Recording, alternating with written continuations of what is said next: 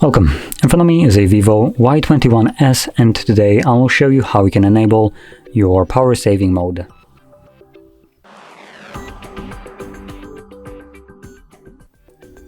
So to get started, pull down your toggles by swiping down from the top of your screen like so. Swipe down once again to extend the list of toggles, and on one of the pages we should have our power saving mode. So I'm gonna start looking for mine. No, it's right over here. So once you see your toggle, hopefully you can find yours in the same exact place. Once you see it, you can just simply press on it. It brings up this message, but turn on battery saver to extend battery life. Power saving assistant will reduce the device performance, turn off 5G, and restrict vibrations and most background data.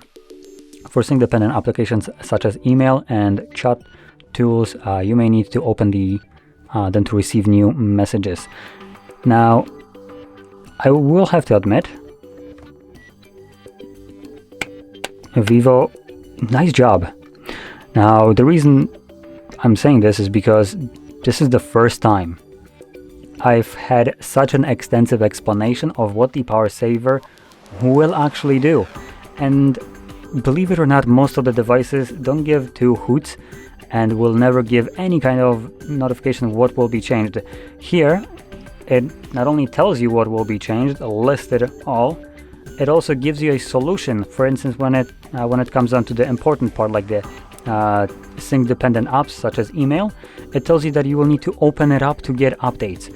So it could have explained it why, which would have probably been easier for people. So what it does is it disables Wi-Fi and mobile data, and it does it when you're not using the device. So when you lock it and it's basically going to go into sleep mode, it will disconnect from both of those. Therefore, whatever applications that would usually have connection to internet and give you updates when they're being sent to you, now they cannot do so because they don't have access to the internet anymore.